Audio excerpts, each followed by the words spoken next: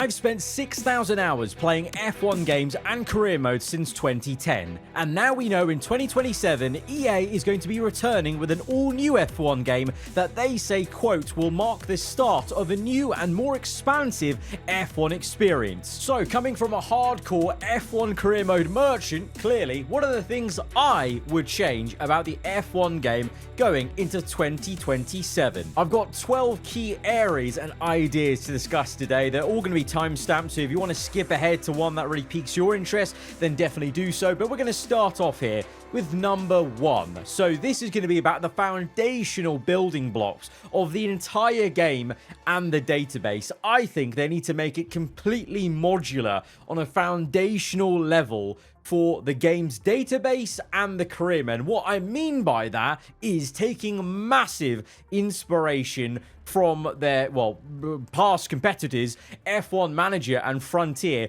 with the way they clearly had the game set up, where their last big major update for F1 Manager 24 was allowing complete customization of the calendars, the teams, the transfers, the grid that started a career mode, and then every season you can actually change things as you wanted. Basically, you could change things like the calendar order, not just even the tracks that are there, and then every single driver was swappable. They even had team staff, of course, and that was all swappable. And so them doing that update very much indicated there's no red tape. Like, there's no, FOM or F1 as a sport aren't telling EA and Codemasters that they can't do that. It's simply a case of clearly the original architecture of these F1 games, and they've been very similar for 10 plus years. It truly has. And that structure has clearly not allowed them to implement things like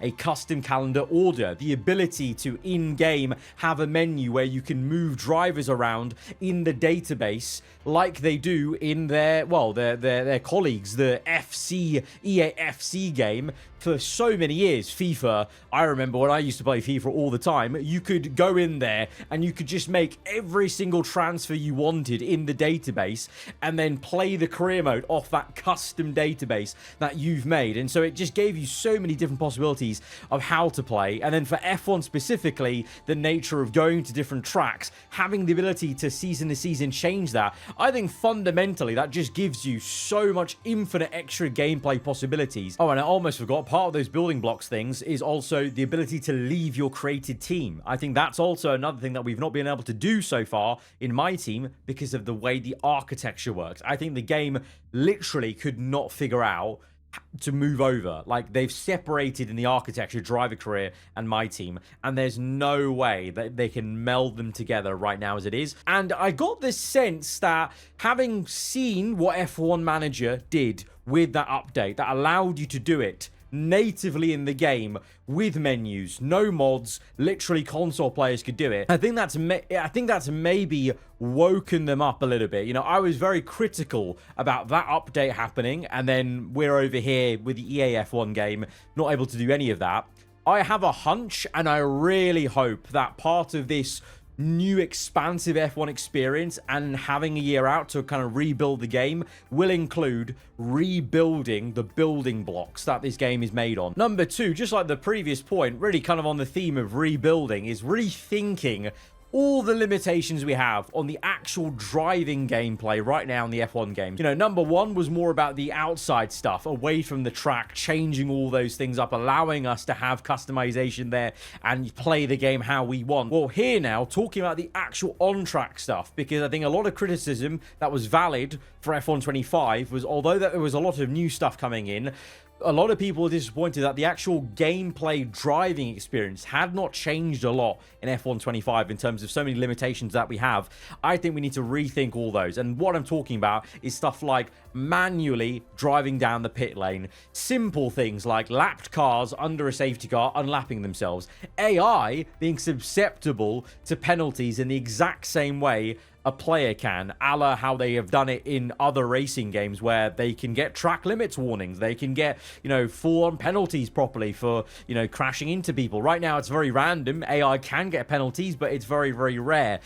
Things like national anthems on the podium, cooldown laps, where you manually cool down the car, and even the formation lap increasing the level of things you have to do about actually heating up the tires, maybe on the cooldown lap, picking up rubber, all these things that real drivers have to do. There's no load screen to the next part of their race weekend, is trying to have that in the game, removing load screens, removing barriers where it feels disconnected, and having an experience where it's less limited, like one loading screen where you load into the race day on Sunday, and then that's it. And then you have to drive out the pits. You know, you obviously set everything up there. You drive out the pits, manually drive down the pit lane, get to the grid manually again, braking, parking up, and then you get set up for the race. And then again, you go again on the formation lap, etc. like that. Also, just more things to do with the race day experience, like, you know, more animations pre and post race. Also, less so about animations, more so about the actual car again and the physics, the damage model physics. I want to see more intricate physics for things like the suspension maybe breaking, winglets being able to specifically break off the car, not just a big chunk of the front wing, let's say. Bring back like semi-crumple zones for the side pods. They've spoken in the past about, you know, maybe that's not going to be possible because teams and sponsors don't want cars looking too damaged, but they kind of gave the same spiel about there being red tape about custom calendars and driver transfers in the past, and eventually those things were allowed.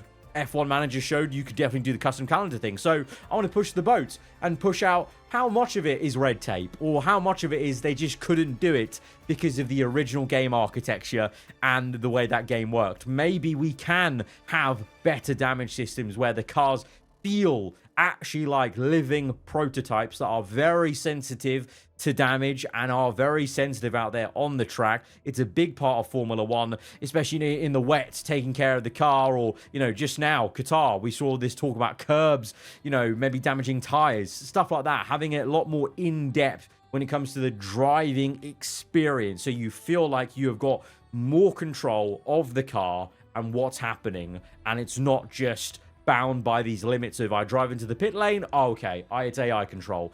I think we all want more control of everything. Number 3 is going to be enhanced AI behavior, and what I mean by that is, one, maybe rethinking the driver rating system, and like in FC, having way more variables to drivers' stats, like in F1 Manager, having way more headline stats for each of the driver ratings. So one, there's actually more nuance between drivers.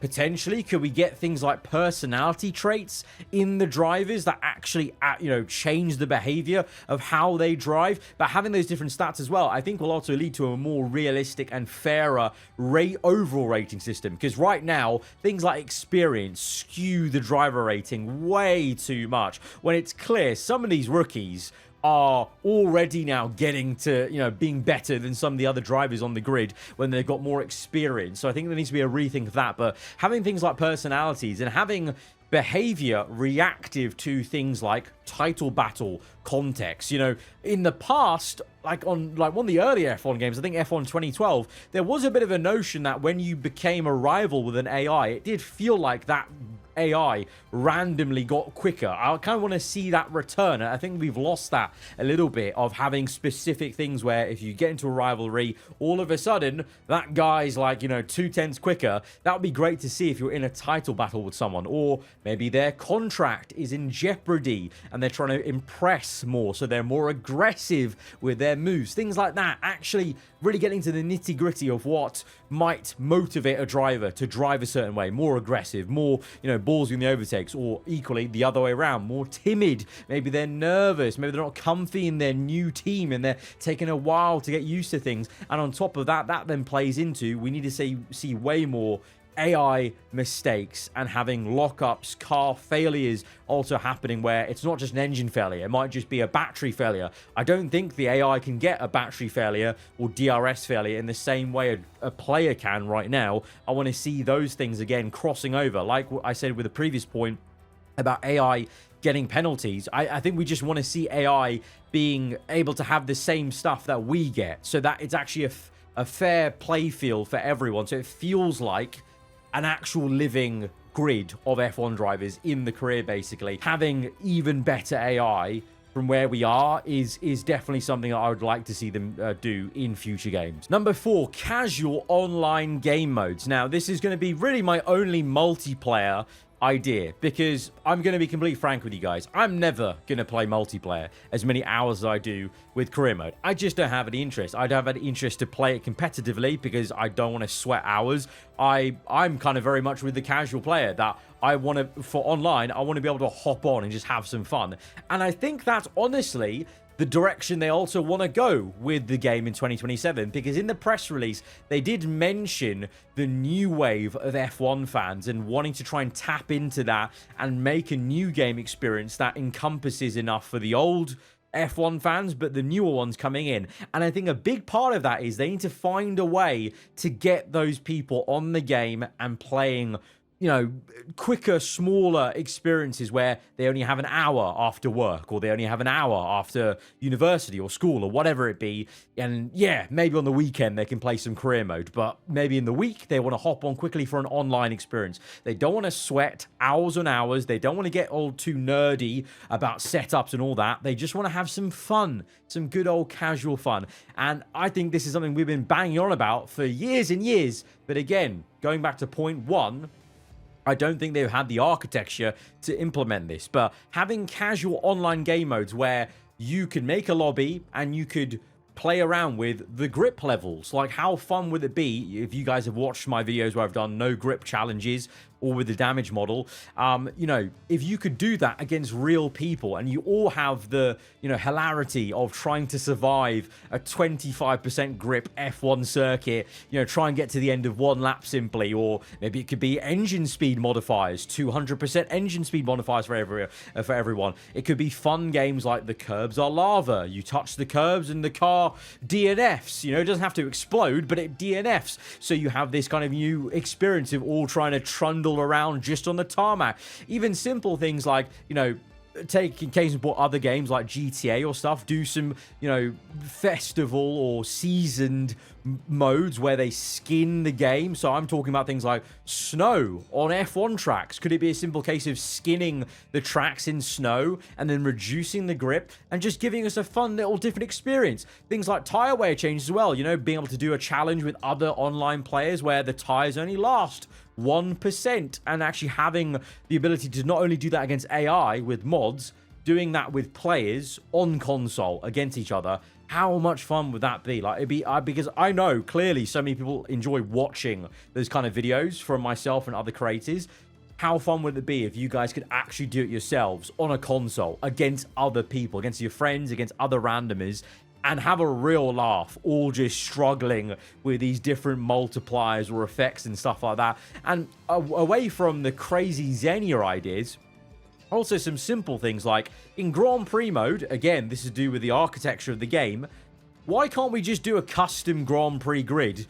Older F1 games, pre-Cody's, like F1 2003 or whatever, they were able to do custom grids for Grand Prix modes. For some reason, for the entire, like, what, 15 plus years we've had these games, you've never been able to do a custom grid for a Grand Prix mode. Like, you can't recreate the grid of a race you just saw. Like, if you really deep it, that's so silly. Like, how have we never been able to do that? Again, goes back to point one. I think the entire architecture of this game needs to be changed to allow things like that, plus these fun modifiers, which I think would really boost the interest and fun for casual online audiences hopping onto the game. Don't have time for career mode, don't have time for sweating for real racing. Let's actually just have some fun rather than joking ourselves that we're ever going to get real clean racing in 5-lap races. It's not going to happen. You may as well lean into the more zany fun part of just doing these crazy casual modes. Number 5 now, going back to some more serious stuff to do with career mode now. Dynamic team interactions. We've spoken about this plenty of times, of having the ability to call on the team to make your teammate pit. Having some sort of way to communicate to your teammate. Even though in real life you can't do car-to-car communication, obviously you can tell the pit wall, and the pit wall will then tell your teammate. I think we need to see that get in the game. It's been way too long that we can't not have a double stack sometimes. Also, I would love to see the team try and do team orders on you, and then you have the ability to say no or yes, and that might boost or reduce the reputation you have with the team. Things like just having more dynamic radio interactions, you know, again, this could play into the enhanced AI behavior. Is there a way we could have, you know, way smarter options with the radio interactions and have a bit more of an open dialogue with some sort of team engineer character AI in the background there as we go on the fly? Because then that certainly would make it more realistic, because then you could even do away with like some of the heads-up display options and really try and do an immersive experience where you literally just have to talk to your engineer to actually get that kind of info, not look at a heads-up display. If you wanted to. Obviously, you don't have to force that, but it's great to have those options there. Again, this is a lot of these things are all just about having more options of how you choose to play the games, because right now there are some options, but it always limits. There's always a ceiling, and I feel like 2027 clearly sounds like a way to break down those ceilings and, you know, give us more headroom to grow as a game. Number 6, expanded customization options. If we're talking about a new, more expansive F1 experience, I think now in 2027 is the time to do away with the podium pass. Get rid of it. It doesn't belong in a racing game. It doesn't work in a racing game. It works in Fortnite. It works somewhat in Call of Duty. It works in other shooter games. It doesn't work in a racing game. It just never has. It never has. And all it did was limit us again in terms of we were never going to get a livery editor because they wanted you to use liveries from the podium pass. But now in 2027, is it now finally time for the F1 game to match one of the biggest and trendsetters in racing, Gran Turismo, having a proper livery editor? And yes, there may be some question marks about red tape, about, you know, what can go on the car. So just you don't have to allow us to edit real teams. Obviously, that's off the table. That makes sense. But allow us to have a full-on livery editor for our own car. If you're wanting to get more people to play multiplayer, then definitely the multiplayer car as well. And doing away with the podium pass, I think, and allowing more customization there for the car, and also sponsor placements for helmets, the overalls. You know, right now, the overalls being so plain compared to what you can do now with the decal editor, it's kind of lagging behind again. So can we get a decal editor for the overalls? Can we get it for the helmet? Can we get, again, a helmet editor? I think these are things that people have been screaming about. And 2027 seems like the perfect time to, again, take out all the restrictions of the architecture and rebuild the game in a way that allows these things to happen. Number 7, laser scan tracks. After the success of those 5 additional laser scan tracks on F1 25, I think for 2027, maybe give up doing any new laser scan tracks for the 26 DLC in order to guarantee and promise us in 2027 that over 50% of the tracks have got new up-to-date laser scanned versions of themselves, and then give us a roadmap that in 2 years time, after 2027, there will be a 100% revamp. Every track will have a laser scan that has been done in the last couple of years, because that makes a massive difference. It really does. It's a bit lower down in this list of mine, just because for me personally, I would probably want to focus on other things first. But this is equally just as big, really, as number 2, let's say, of removing those limits about the way we drive, because a lot of the experience you have of driving is all to do with the track. And clearly, I think everyone can agree, those 5 new laser scan versions of those first 5 tracks of the season in F1 25, probably way more enjoyable than a lot of the other tracks that are older, because you notice it. You notice that now tracks in real life that are enjoyable to drive are just as enjoyable in the game, or some other tracks that are absolutely awful in the game aren't so awful, because like in real life now, they're not that terrible. Just the scaling or the width of the circuit was always a bit off in the game. So having more laser scan tracks in the game at launch is going to be crucial, I think, in terms of that gameplay driving enjoyment. Number 8 is going to be a revamped R&D and HQ facility system. I think season to season, it's very clear that no one's testing these games after like season 3. So 1, we need to rethink how the resets work and better do them. Or again, going back to number 1, allow us in the menus to just force a reset on R&D every season we want to. Give us that option, because clearly the game AI data just doesn't work very well for these resets, basically. But rethinking how R&D and HQ facilities work, maybe taking inspiration from F1 Manager and getting a bit more nitty-gritty. I think not being afraid that F1 fans appreciate getting nerdy and intricate with the details about specific parts you're developing, and then playing into that, giving us new gameplay of pre and post-season testing that feeds into R&D. You do pre-season testing, you maybe get some, multipliers, or you get some, benefits, some savings on R&D down the line. Again, if you do a post-season test, maybe that gives you some headway for next season. I also think for facilities and R&D, we need to add in personnel into that. I think we need to rethink the way the game works for my team at least, and also career mode, to be honest, as well as a whole.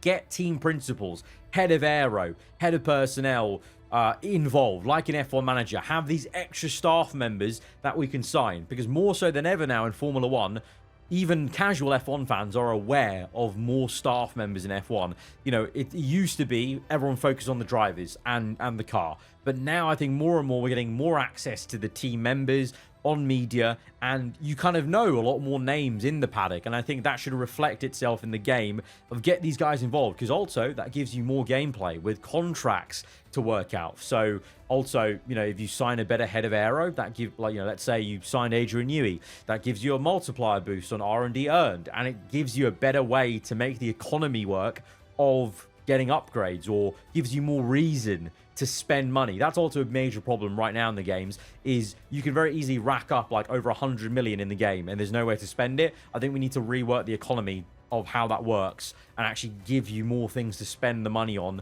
so that you're actually having to budget a little bit as an F1 team in my team, and also the AI has to in driver career. Number 9 is going to be expanded media and press interactions, having things like just news rumors, bringing back the feeling that F1, the early F1 games had. F1 2010, 2011, I think everyone enjoyed those, and also not even that, pre-Codemasters, F1 Championship Edition had stuff like that, where there are news rumors, there was like some color commentary maybe before the race, like on the opening lap of the race, getting some AI commentary from Crofty and Brundle, as in get them to actually record lines, and then there's a clever system where the game knows what lines to put what for like lap 1, let's say, in the last lap of the Grand Prix. That'd be pretty cool. Obviously the rest of the laps, leave me be, but lap 1 maybe, last lap, or maybe if something crazy happens with an AI behind me, have a bit of commentary about that maybe come in. Having news rumors about contracts, if it's to do with drivers, like I just mentioned, team principals, head of aero, things like that, and just having more of that other aspect of the F1 life come into play again. As much as it might be a novelty, yes, I think it's still worth having that, because especially for that first or 2 season experience in career mode, it makes a big impression to players of going into that world. Number 10 is going to be the ability to in-depth train and develop your AI drivers. If we're going to still have 2 AI drivers for my team, and this kind of plays into, I guess, the AI behavior and the driver ratings, but being able to grow your drivers to a higher rating by doing specific training, seeing the growth of other AI drivers. I want to be able to see why Antonelli is growing in this career mode, like seeing a green tick going upwards and seeing the growth happening, basically, but having the ability to actually train those, and again gives you a reason to spend money on like a training facility,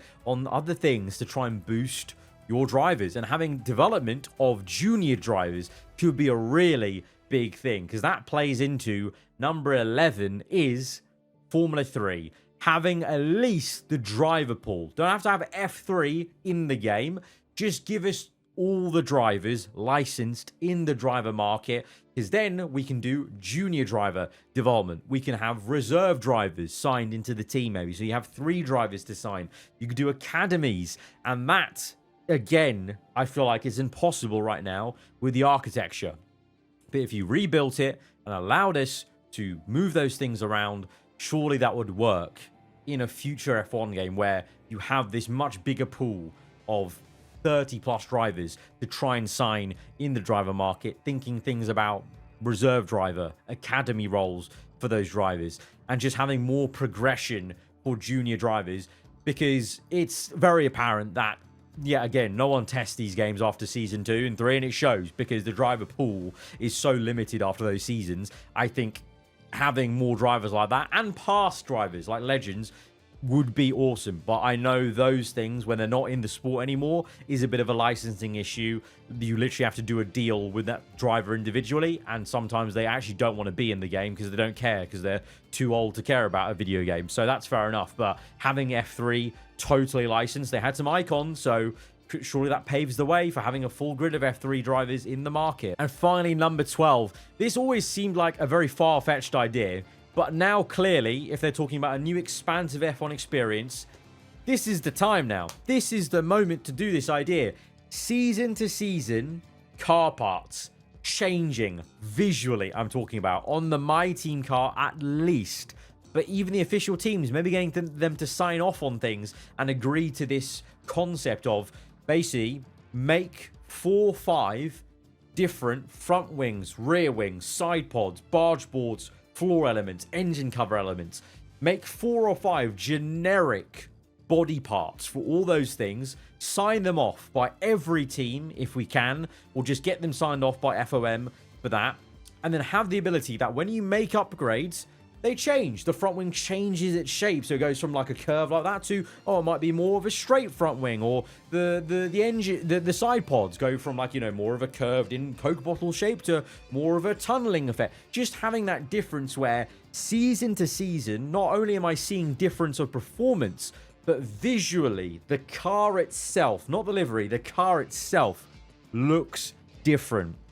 I think it seems like this is the rebuilding opportunity to do something like this. And EA have experience. Cody's have experience with this because they've done this in WRC. In their WRC game, I know it's not going anymore, but when they were doing this, they had stuff like that in their WRC game. So they know the concept of having generic parts swapped out on the same chassis. So I think definitely this would be my final big thing that's coming to me of, this is just a big open goal of surely this has got to be considered going into a future platform of F1 games if we can break down all the walls of what F1 games are right now and rebuild it up. This is surely going to be something in there, because I've known for so many years, so many of you guys have also thought the same thing. I've thought it as well. So there we have it. Those are my 12 big things that I would like to see. A bit of a lengthy video, I guess, of just talking about game ideas, but this is what I'm on about. It's long because this is a massive opportunity that they're taking. The first time an F1 game is not going to release, and so I think it's worth this time to discuss all these different ideas, because I think most of them need to be on the table. They need to now be considering these sort of things, and these were just my personal big 12 after playing 6,000 hours of F1 games. So in the comments below, if you've watched through everything, let me know what you agree with. But more importantly, if there's stuff I've not mentioned, then let me know in the comments below, and I think we'll come back in a few weeks' time for a part 2 where it's more of a community thing, where I'm basically voicing what you guys have said in the comments. So I want you guys to comment below things that I haven't said here that you think genuinely should be there for 2027 or beyond, and thumbs up other comments you see. Let's get a bit of a town hall going in the comments, and I will come back and basically voice your guys' ideas in the next video, because this is the time to say it now. They're actively making the 2027 game right now, probably as we speak.